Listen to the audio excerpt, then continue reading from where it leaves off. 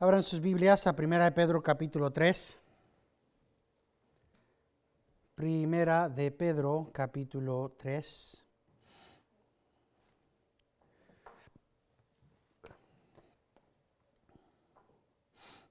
Y estaremos viendo en el transcurso de las próximas semanas cómo honramos a Cristo. Si se acuerdan, estábamos hablando hace 2 semanas de cómo es que el Señor es tan bueno para con nosotros, que sus ojos están sobre los justos, los ojos están sobre los hijos de Dios, y que el Señor está viéndonos con ojos de amor, ojos de Padre, con el propósito de oír nuestras oraciones, de oír nuestras peticiones, de oír cuando le decimos: Señor, necesito tu ayuda. Y cómo es que a comparación de eso, el rostro del Señor está en ira contra los que hacen el mal. Igual como en la situación de Sodoma y Gomorra, el rostro del Señor estaba puesto hacia Sodoma y Gomorra para destrucción. Así que hablamos hace 2 semanas de cómo es que eso del rostro del Señor no es un rostro de felicidad, no es un rostro de sonrisa, no es el rostro de la bendición de Aarón, la bendición arónica, es el rostro de juicio, el rostro de la destrucción, que el Señor está puesto contra los que hacen el mal. Y eso nos trae a los versículos 13 al 17 de cómo es que honraremos al Señor cuando sufrimos.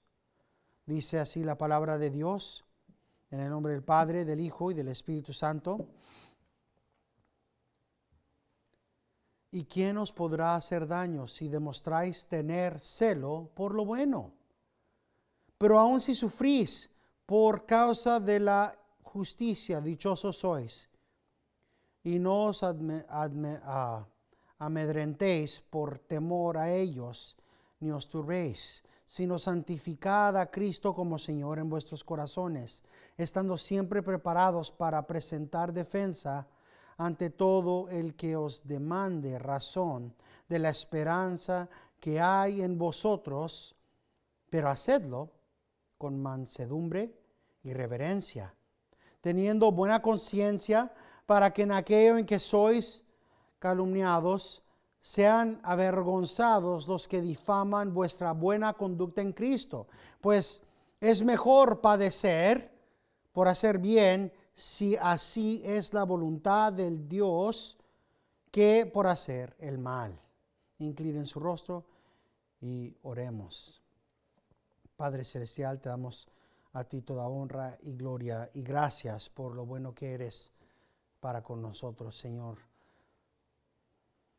Estamos por continuar en la meditación de cómo es que te podemos honrar aún en dificultades, en tribulación y en adversidad. Señor, te pedimos que nos guíes y nos fortalezcas, que nos ayudes a entender más y más las realidades de tu palabra, Señor. Ayuda a que no seamos simplemente oidores de tu palabra, sino hacedores de tu palabra, Señor.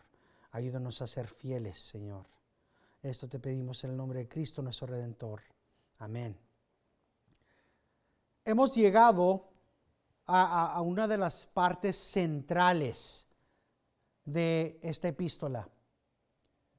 Hay una manera en la que podemos ver todo lo que hemos estado leyendo, como si estuviera un ladrillo siendo puesto sobre otro, como si estuviera el argumento, los puntos de Pedro, uno tras otro, con el propósito de el traer a nuestro conocimiento estos temas de perseverancia, estos temas de apreciación de Dios en todas nuestras acciones, del estar fuertes en hacer el bien aún en medio de la tribulación. Y así que al llegar a estos versículos podemos ver cómo es que todo lo que hemos leído desde el capítulo 1 hasta ahorita nos está presentando un tema grande.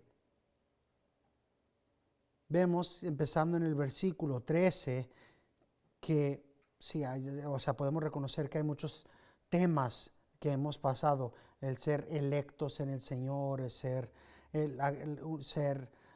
real sacerdocio, sacerdocio santo, y cada una de estas cosas son importantes, pero todo eso es con el propósito de ser representativos de Dios. Pedro empezó identificando a los cristianos como los escogidos, electos, aquellos que Dios ha escogido a redimir en Jesucristo para obediencia. Y después de eso nos explica cómo es que tenemos que vivir nuestra vida separados, siendo santos, y cómo tenemos que tener nuestra mente en la herencia eterna que Dios está guardando para nosotros, que el Señor nos llama a ser santos, y no nada más a ser santos como Él es santo, sino a ser un real y santo sacerdocio. Pedro habla de nuestra unión con Cristo, que es la piedra angular, y cómo es que eso significa que toda nuestra vida tiene que ser conformada a Cristo. Cómo es que nosotros vivimos en esa gloriosa realidad, que somos los escogidos, somos aquellos que fuimos escogidos para ser los que Dios dijo: tú me representarás como embajador, tú me representarás como real sacerdote, tú me representarás en tu familia, en tu comunidad, en tu nación, como mi sacerdote, mi gente. Y cómo es que cuando en obediencia a esa realidad nos encontramos con dificultades, con odio, con enemistad, lo que estamos viendo es la herencia. Lo que estamos viendo es a Cristo, que es el ejemplo primario de cómo tenemos que tratar, cómo debemos de obedecer. Cristo es ese ejemplo.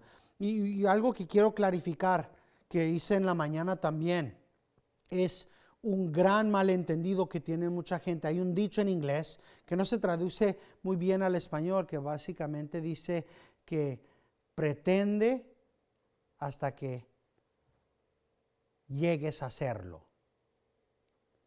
Y el propósito básicamente es: fíngelo hasta que puedas hacerlo verdaderamente.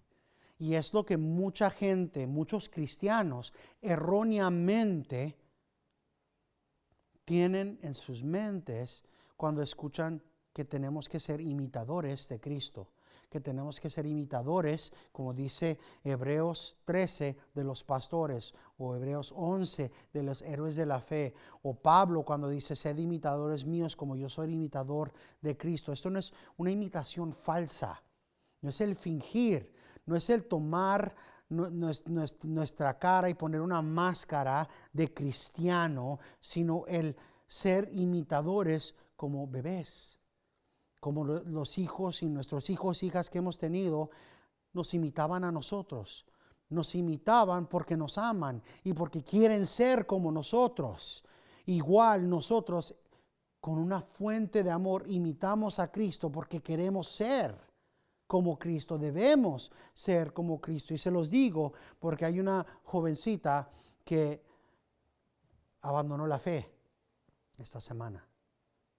Bueno, hace ya varios meses, pero hizo su proclamación final, que ha dejado la fe, se ha divorciado de su esposo y ahora se está juntando con compas y comadres del trabajo que les gusta meterse en todo tipo de brujerías y cosas así.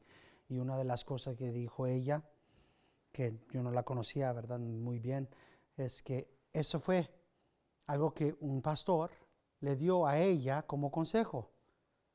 Es que es tan duro el vivir la vida cristiana, le había dicho esta jovencita a su pastor, y el pastor le respondió: está bien, nada más fíngelo hasta que ya puedas hacerlo bien. La mala doctrina es muy peligrosa. Así que quiero que estemos muy claros en lo que Pedro está hablando aquí. No está hablando de que finjamos el ser cristianos, el que pongamos la mascarita de cristianito y que podamos regresar a ser nosotros mismos cuando no estamos aquí entre los otros cristianos en la iglesia. O ya vi al hermano o a la hermana en Walmart, déjame, me pongo mi mascarita. Ay, hermano, ¿cómo está? Gloria a Dios. No estamos hablando de payasadas, estamos hablando de una vida real, de un cambio genuino.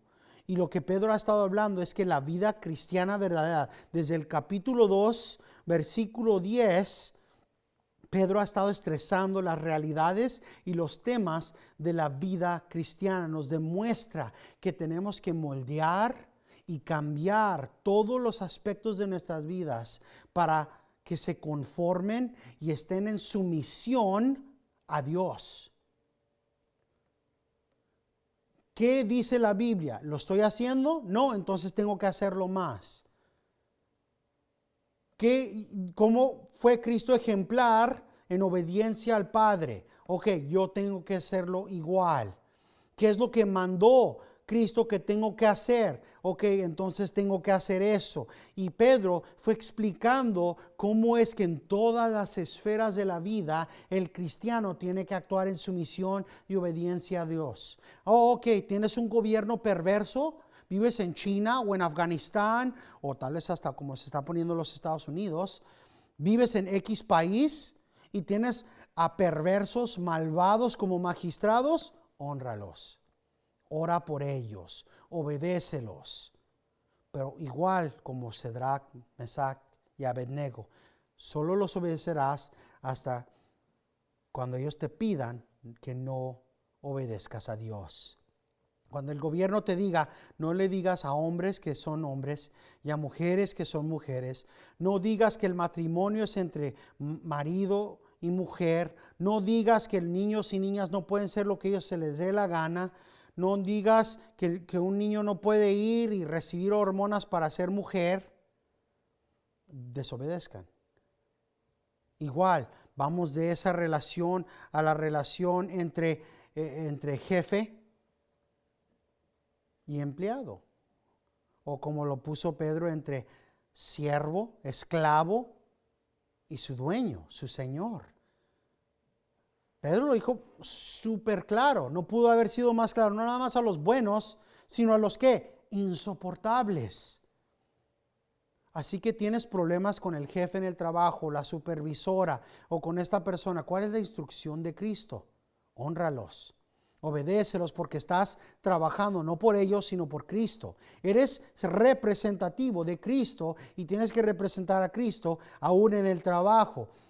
¿Estás casado con una mujer que no cree? ¿Estás casada con un esposo que no cree?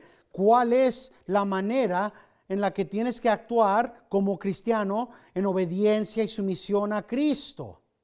Cada una de estas interacciones con el gobierno, con nuestros lugares del trabajo, esposas y esposos, y aún nuestras interacciones los unos con los otros sirven para dar testimonio de la realidad de que somos cristianos. Que digan, oye, he escuchado a este supervisor decirle majadería y media a esta persona y siempre le dicen, sí, ahí voy a trabajar. Me necesita este día, ok, aquí estoy. Lo tratan como basura, pero continúan. Oiga, ¿por qué hace eso? Porque soy cristiano. Y porque mi Dios dice que cuando estoy aguantando las maldades de esta persona, estoy haciéndole servicio y culto a Él. Estoy haciendo ofrenda al Señor. Y porque yo quiero, esto es lo importante, porque yo quiero que a través de mi obediencia a Cristo, este supervisor malo que me odia tanto llegue a Cristo.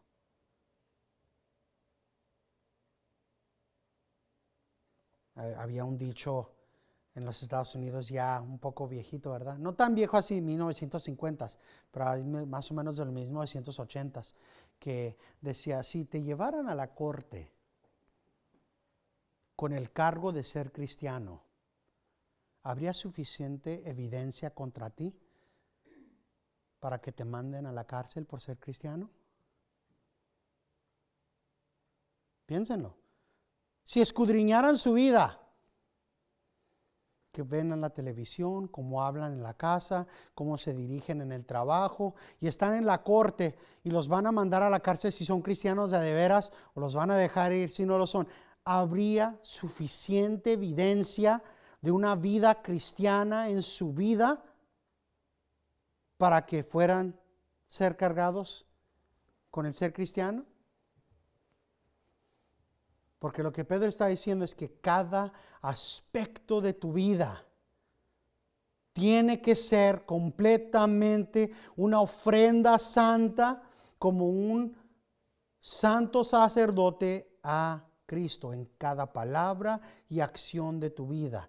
Cada palabra y cada acción de tu vida es una oportunidad evangelística para que cuando la gente te vean puedan reconocer: yo no era un agente de Dios, pero ahora sí soy gente de Dios. Antes no tenía misericordia, pero ahora sí tengo misericordia. Y todo esto solamente por la obra de Cristo en la cruz. Vivimos, movemos y tenemos nuestro ser en Cristo solamente. Y esto es por eso que Pedro va moviendo, hablando de el real y santo sacerdocio, de la mente de aquellos que se supone que van a glorificar a Dios como extranjeros en este mundo, aún en medio de odio y de persecución. Tienen que entender que en el mundo romano a todo culpaban al cristiano,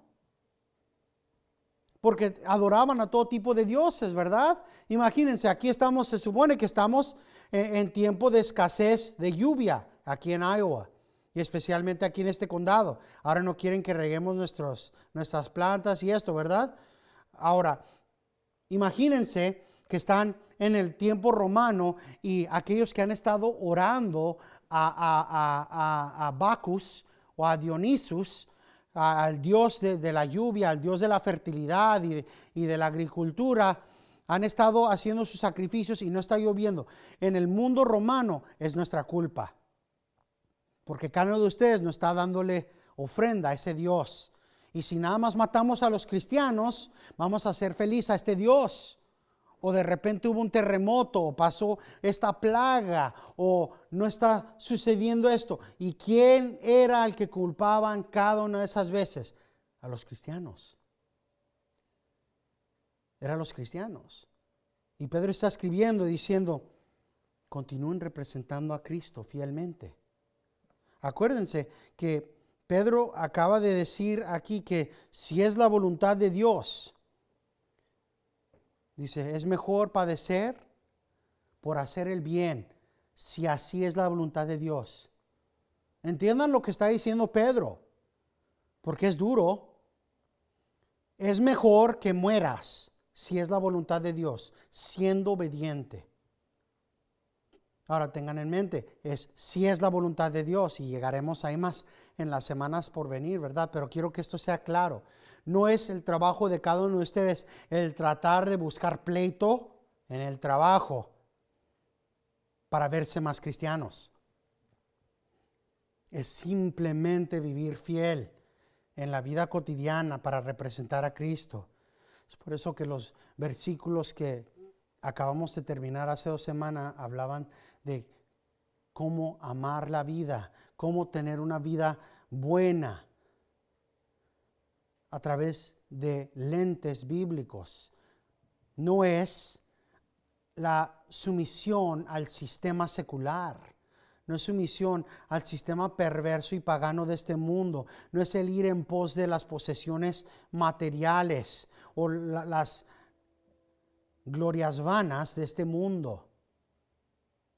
No, es en lugar el ir en pos de la paz, el ir en pos de la rectitud, el ser en acción y en verdad sacerdotes santos, el demostrar nosotros unidad, unión, simpatía, amor fraternal, humildez, buenos días, como los describe la Biblia, no es el tener todo lo que podamos en nuestra vida.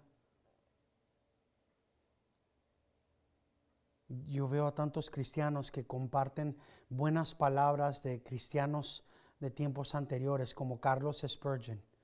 Cuando Carlos Spurgeon dijo, el mendigo en la calle que tiene a Cristo tiene más que todos los reyes del mundo. O el pobre que tiene a Cristo es rico. Lo comparten.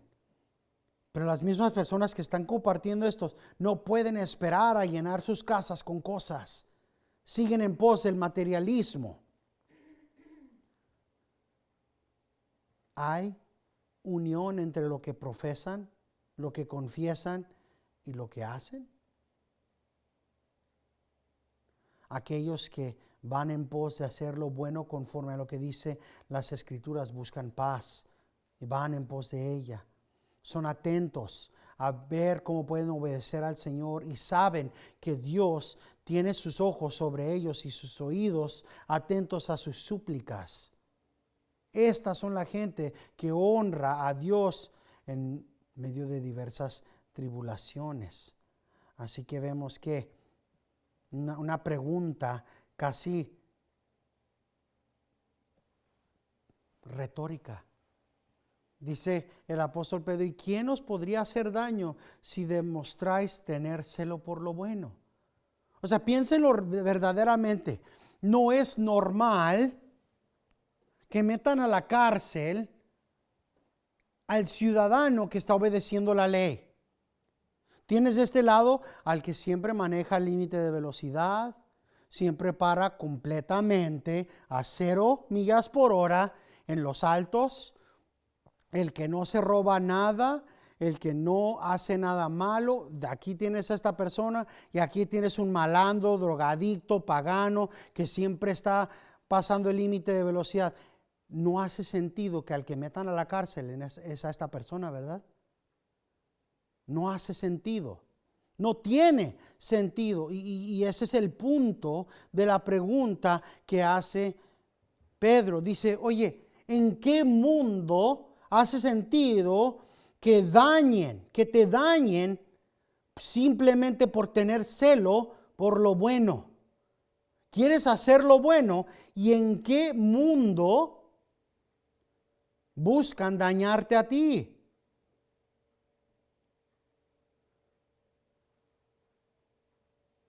No lo hace sentido.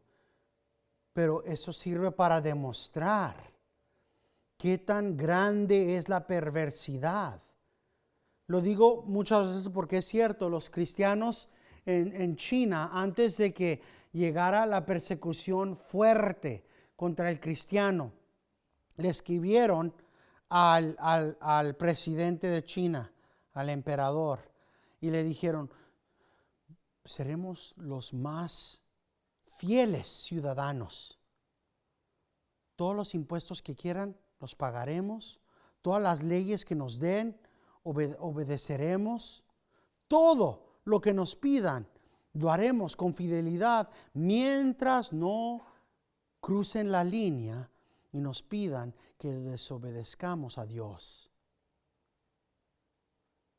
Y se ponen a pensar, ¿en qué mundo no está recibiendo ese emperador, ese presidente, las mejores nuevas del mundo? Aquí tenemos a alguien que si yo digo, ¿sabes qué? No tenemos suficiente agua, así que voy a poner por ley que de hoy por delante no pueden regar por ley su zacate. ¿Saben cuál es en el caso cuando es ley? No su gestión como lo es ahorita. Cuando es ley, no van a regar sus plantas. ¿Cuál es la responsabilidad del cristiano? No riego mis plantas. Porque no les están pidiendo que desobedezcan a Dios. En un mundo que piensa correctamente, dicen, no, pues están ganando a los mejores ciudadanos, pero no es suficiente para los perversos. No lo es. Ellos quieren ser Dios, no quieren que haya otra autoridad igual. Es lo mismo en el Imperio Romano. El cristiano decía, obedecemos todos, hacemos lo bueno, no matamos a nadie, respetamos a cada ser humano, pero no diremos que alguien más es Señor, porque solo Cristo es Señor. La conducta del cristiano, del no pagar mal por mal, pero hacer bien a los que los persiguen, el buscar buenos días, nos demuestra varias cosas. Como dije, no es normal. no es el normal modo de operación el dañar a los que hacen bien, pero también sirve como un testimonio de la perversidad. Sirve también como testimonio de cómo es que el Señor ha estado con su mano de poder previniendo las perversidades. Porque para nosotros no lo pensamos como normal, o lo piensan ustedes como algo normal, que si obedecen la ley los van a mandar a la cárcel. No, ¿verdad?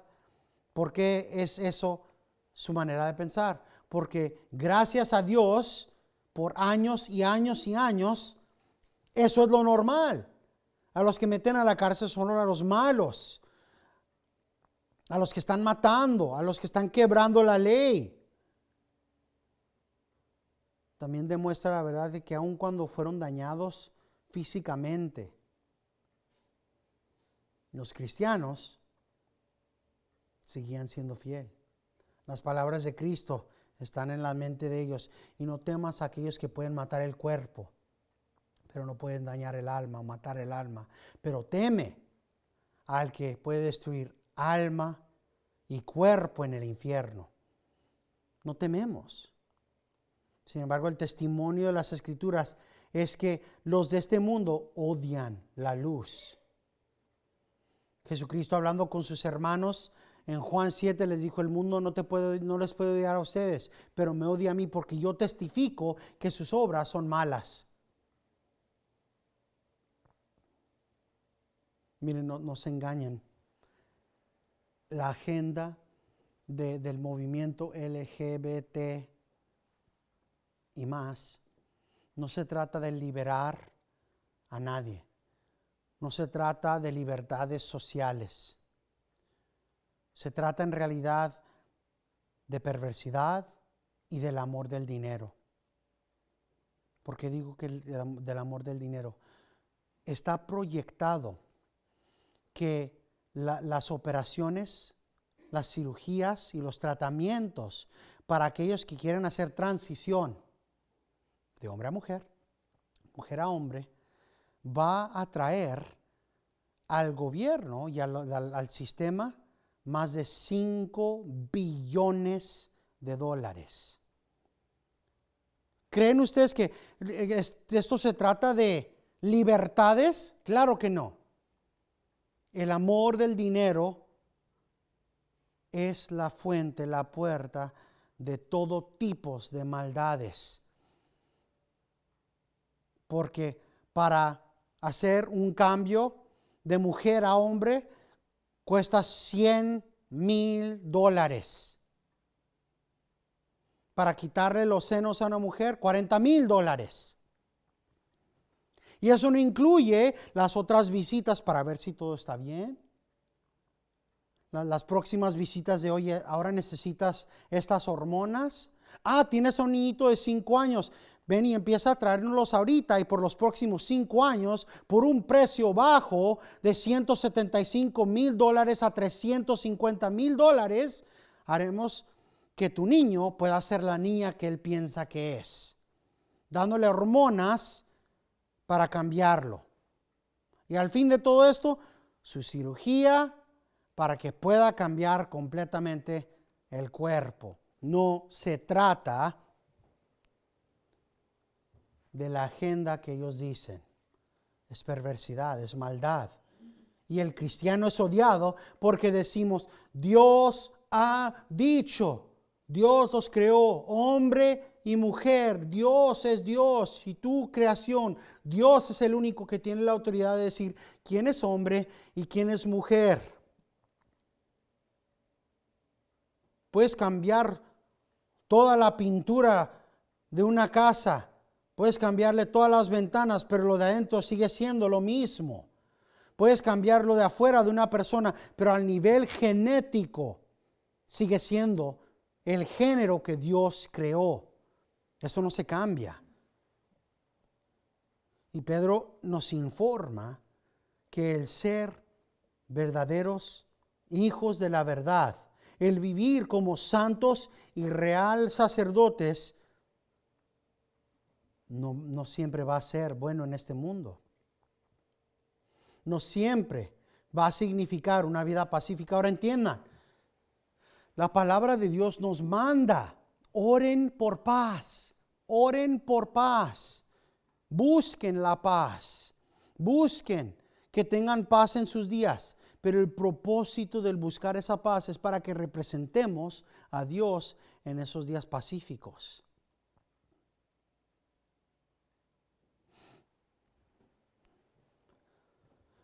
Pero llega el tiempo donde ese no va a ser el caso.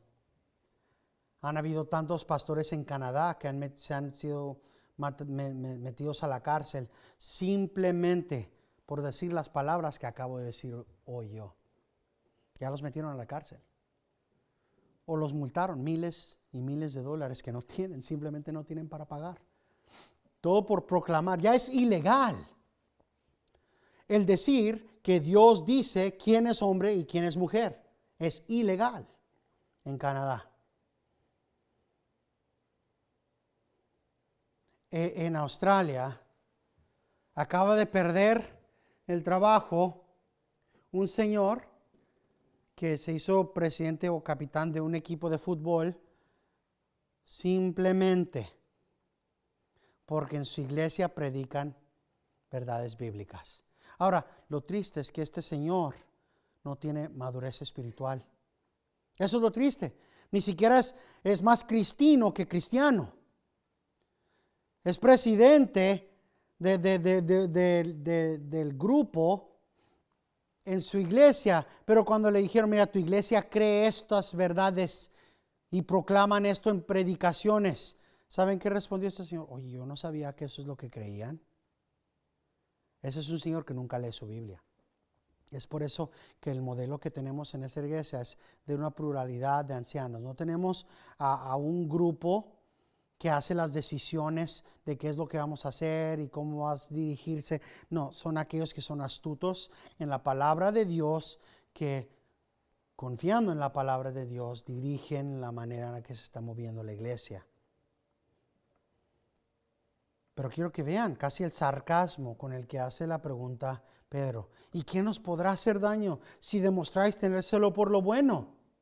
O sea, ¿quién lo hubiera pensado que el decir niños son niños, niñas son niñas, podría mandarlo a la cárcel? Nunca lo hubiera pensado la gente. Si le preguntaban hace 20, 30 años a ustedes, oiga, ¿piensa que los cristianos van a ir a la cárcel por decir que niños son niños y niñas son niñas? No, ¿verdad? Nadie lo hubiera pensado. Sin embargo, es exactamente lo que está sucediendo. Por eso continúa Pedro en el versículo 14. Pero aun si sufrís por causa de la justicia, dichosos sois.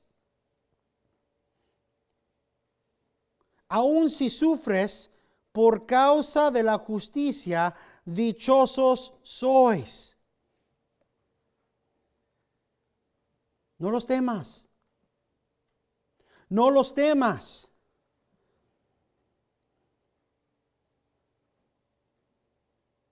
No los temas. No seas turbados. Siempre ten en mente, como cristiano, a quién le debes temor. Aun si sufrieras, ¿por qué? No por el desobedecer, no por ser perverso, aun si sufrís por causa de la justicia. Aun si sufres por causa de la justicia,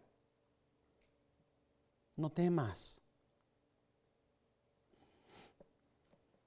Juan Calvino comenta diciendo, podemos ver que el fiel hará más para obtener una vida de paz a través de su bondad, que por violencia y por el tratar de tomar venganza. Pero que cuando no pueden a través de estos métodos obtener paz y sufren, aún así son bendecidos, porque es mejor el sufrir por hacer lo que es justo. Tengan en mente, lo que tenemos que hacer es, miren, y yo se los digo conociendo que nuestra hermana tiene un jardín hermosísimo y unas plantas, le hemos dado plantas, y mi esposa también teniendo todas sus plantas que tiene. Lo estoy diciendo entendiendo el amor a estas cosas. Si dijera nuestro condado, es ley. ¿Ok? Mi amor, es ley. Obedeceremos. Hacemos todo lo posible, ¿verdad? No andamos matando a nadie, no estamos destruyendo las propiedades de nadie. Obedecemos hasta el punto que la palabra de Dios nos permite, todas las leyes que nos dan. ¿Creen que me gusta pagar los impuestos? Cuando sé a dónde va parte de los impuestos que pago. ¿Saben que esta semana mandaron los asesinos esos de planación familiar? Vehículos, autobuses, de lo que llamo yo matanza móvil a diferentes estados. En estados donde el matar a tu bebé es ilegal, como aquí o en Missouri, mandaron estos autobuses a estados como en Illinois. Ya saben, cuando cruzan de un estado a otro, ¿verdad? Así los tenían. No puedes matar a tu bebé en tu estado, ven y mátalo aquí en este autobús. No, claro que no me gusta que parte de mi dinero vaya a agencias tales, pero pago mis impuestos de todos modos, porque es la ley. Eso no impide el que yo hable o trate de agarrar a alguien o poner a alguien, a un gobernador, un magistrado, a través de mis votos, que vaya a votar en contra de estas cosas. Pero aún haciendo todo eso, llega el tiempo donde no es suficiente. Donde no es suficiente, donde lo que van a pedir es la desobediencia a Dios. Les dije hace varias semanas, si saliera una ley que dice no puedes orar, o te vamos a mandar a la cárcel y multarte $25 o $50,000, ¿quién dejaría de orar? Piénsenlo, porque yo sé y he conocido a varios que ya se llaman cristianos o dicen que son cristianos que dejarían de orar porque no valoran obediencia a Dios. ¿Qué es lo que pasó cuando el rey Saúl hizo el sacrificio para que no se le fueran? ¿Qué es lo que pasó después cuando ese mismo rey regresó con animales para sacrificar a Dios en lugar de matar a todos los animales? ¿Qué le dijo el profeta? Es mejor la obediencia que el holocausto. Dios prefiere la obediencia. Inevitablemente nos encontraremos en una situación donde lo que enfrentamos es el problema. Miren, es por eso que es tan importante el que establecemos una iglesia que realmente y genuinamente se ama. No una iglesia donde cada persona, lo único que les importa es usted y su familia. No es así. No debería de ser así. Dios no lo quiera, ¿verdad? Pero si algo le pasara al hermano Aarón y él se va a la cárcel por fidelidad a Cristo, él ya sabe que su esposa puede venir y vivir conmigo y viceversa. Sería nuestra meta el tratar de hacer planes para que si llega el tiempo donde nos corren por ser cristianos, podamos ayudarnos los unos a los otros de una manera u otra. Y esa es la manera correcta de hacer las cosas. Pero inevitablemente lo vemos en la historia. Inevitablemente llega el tiempo de persecución. Inevitablemente llega el tiempo. Y eso no debe de impedirnos el tener hijos, el tener nietos y nietas, el educarlos en las cosas del Señor. No, eso significa que lo que hacemos, lo hacemos con sabiduría. ¿Qué nos dice Pedro? No les temas. No les temas. Ya nos ha dicho Pedro cómo tenemos que ordenar aún nuestros temores. ¿A quién tememos? A Dios. ¿Cómo lo tememos? Con temor familiar. ¿Se acuerdan de esa predicación? Nuestro temor no es un temor como de alguien que nos va a aterrorizar o maltratar o abusar. Nuestro temor a Dios es un temor familiar. Amo a mi Padre Celestial y quiero hacer lo que es grato en sus ojos, lo que es bueno en sus ojos. Nuestros temores tienen que ser alineados hacia Dios. El temor de Dios es el principio del conocimiento y la sabiduría. Y ese no es un temor de, ay, me va a mandar al infierno si lo desobedezco. O ay, me va a disciplinar. No, es, wow, qué tan vil pecador soy y Él me redimió. Y ahora me quiere meter a la cárcel. No. Es el obrar, como dice la palabra de Dios, con temor y con temblor hacia Dios, no a este mundo. Lo entonamos en nuestro canto, en el canto 26.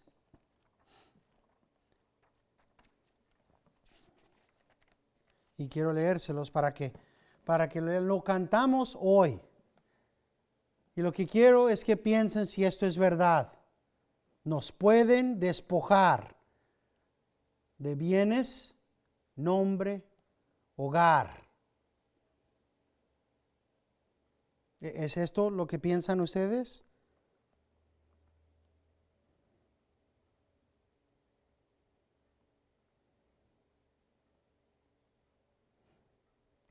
Mas siempre ha de existir de Dios el reino eterno. ¿Cuánto valor tenemos en las cosas de esta vida? No debe de ser más del valor que tenemos para Cristo. Hay cristianos que leen, acósanos Satán, atácanos.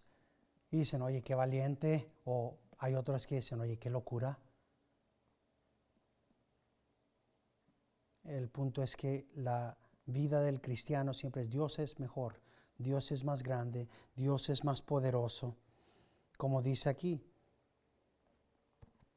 Dios nos librará. Dios y su reino no terminan.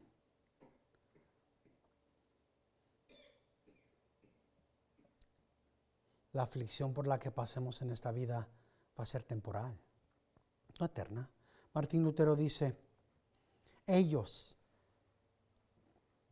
han de saber que tenemos un gran soporte y confianza en el cual podemos confiar, asegurados que nadie nos podrá dañar permanentemente. Deja, dice Martín Lutero, que el mundo los aterrorice y que los amenace todo el tiempo que quieran.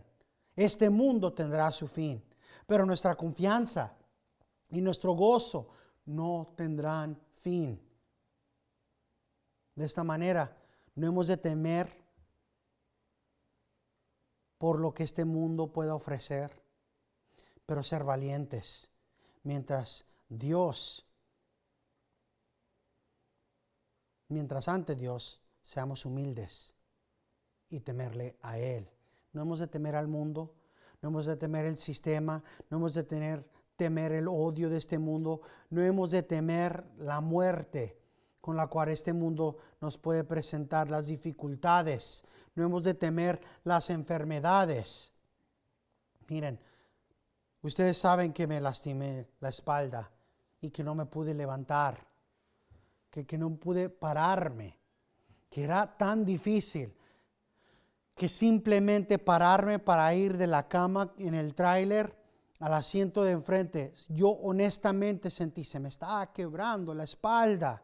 Claro que los médicos me dijeron que si se hubiera quebrado, no me hubiera dolido, más que por un ratito, ¿verdad? El nivel del dolor Y le dije a mi esposa, dije, mi amor, si termino en silla de ruedas, gloria sea el nombre del Señor, nos vamos a tener que averiguar cómo vamos a vivir, cómo lo vamos a cuajar, porque no puedo ser el trailero en silla de ruedas.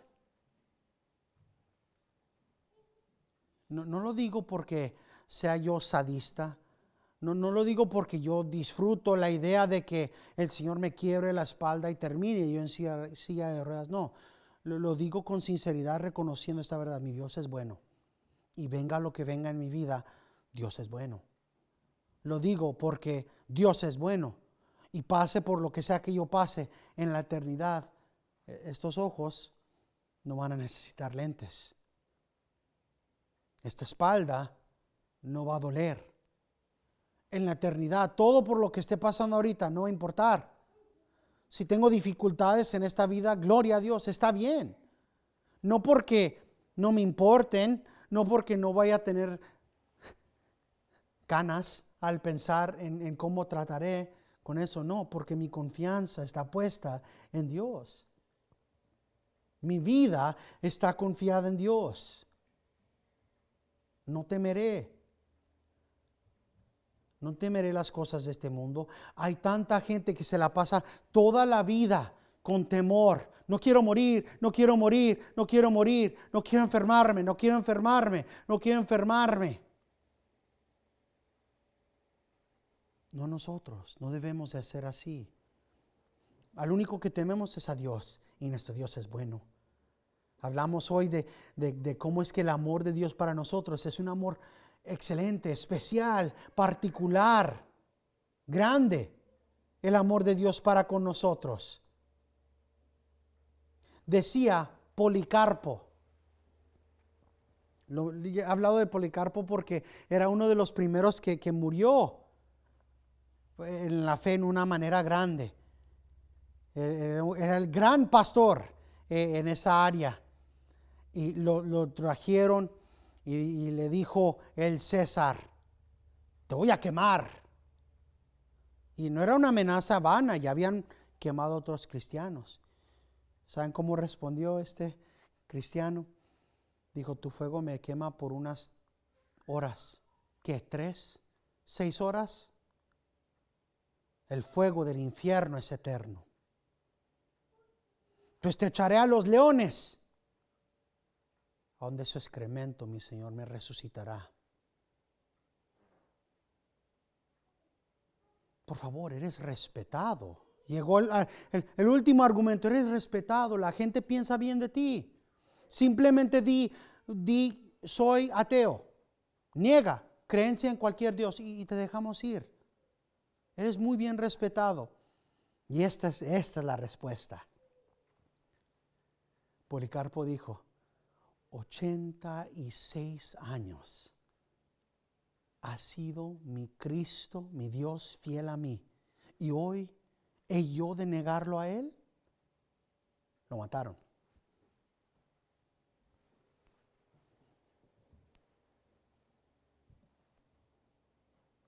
La verdad es que el temor es un motivador enorme.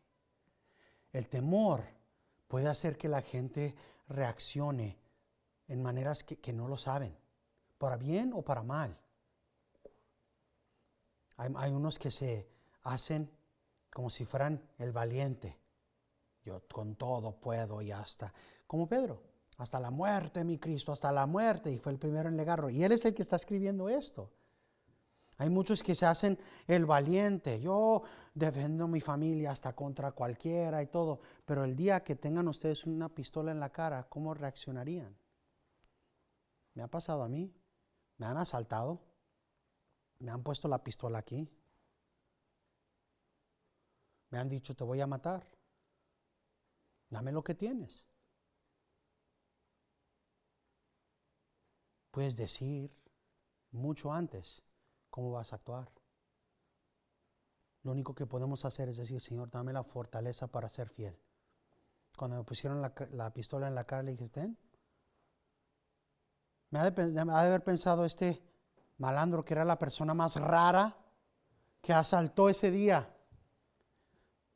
porque le digo, oye, pero permíteme quedarme con mi pasaporte. Acabo de venir de la iglesia y voy con rumbo a la casa. Todavía tengo que caminar 2 millas más. Dije, quédate con el celular. Aquí está los $10, $15 que tengo. Hasta quédate con la cartera si tú quieres. Pero acabo de venir de la iglesia, mi amigo. Déjame, por favor, quedarme con el pasaporte o cómo voy a cruzar. Ya cállate. Me dijo, vete. Corrí. No les voy a mentir, corrí y con lágrimas de gozo, Señor, no morí esta vez. Pero yo nunca en la vida hubiera pensado que iba a pasar y decir, oye, déjame quedarme con mi pasaporte. ¿Lo pensarían ustedes así? Déjame quedarme con la única manera con la cual puedo regresar a la iglesia la próxima semana. No, ¿verdad? Pero así respondí. He respondido de diferentes maneras. No sabemos. El temor es un fuerte motivador. Hemos visto en la historia humana cómo es usado como arma contra la gente. ¿Quieren un ejemplo? Vean todo esto que pasó con el coronavirus. Cómo armaron el miedo de la gente. Si sales te puedes morir. Si te juntas con tu familia, te puedes morir. Si alabas a Dios en la iglesia y no tienes tu mascarita, te puedes morir. Si no tienes la vacuna, te puedes morir. ¿Cuántas naciones perversamente manipularon a su gente a través del miedo? No estoy hablando de una manera o de otra con lo del virus. Nada más estoy diciendo cómo usaron perversamente el miedo que tiene la gente de morir. Las escrituras nos dicen, no temas nada en este mundo. No permitas que estas preocupaciones y temores de esta bola terrestrial impacten tu obediencia a Cristo. No hemos de temer retribución de nadie. Por eso dice Pedro, no temas, no seas turbado, no seas sacudido, no permitas que este mundo te aterrorice. Confía en Cristo, teme a Cristo, sé fiel a Cristo hasta el final. Aún en medio de estreses emocionales, acuérdate de Cristo. Pensamos en men como Job, en hombres como Job, que sufrieron tanto y nunca culparon a Dios por sus problemas. O David, y todo por lo que él sufrió. Tenemos nuestras casas cómodas. David tuvo una cueva por un rato y otro rato tuvo que hacerse loco para que no lo mataran. O Jeremías, y cómo lo mataron, que hasta en el fango lo metieron simplemente por representar a Dios fielmente. Leemos las escrituras y está repleto de ejemplos de aquellos que fueron fieles al Señor hasta la muerte. Él nos sostendrá. Piénsenlo. Job dice de Dios, dice, aun si Él me mata, aún lo veré cara a cara. Si Él me mata, aún tengo la esperanza de que lo veré cara a cara. ¿Es soberano Dios o no lo es?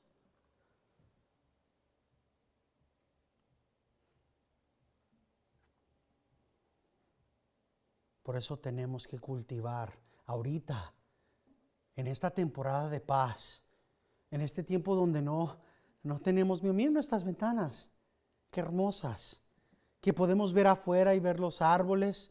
No tenemos miedo, no tenemos barras de fierro para que no nos agarren los malandros o no se roben nuestras cosas. No tenemos miedo que cuando salgamos de aquí nos maten simplemente por ser cristianos.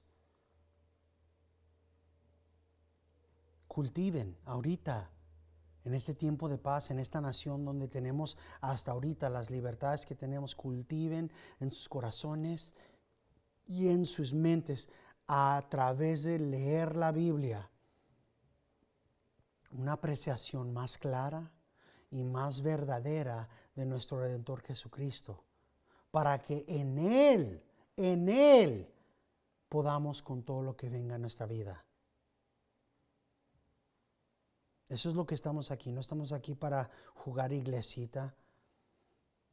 Por mucho que los amo, no estamos aquí nada más para que nos pasemos unas horas aquí en un club social. Estamos aquí para la edificación de sus almas, para que en una hora, menos de una hora, podamos aprender una pizcacha más para ayudarnos en la guerra de esta semana, y para que versículo tras versículo podamos aprender cómo cultivar en nuestros corazones y en nuestra mente una manera de ser imitadores de Cristo.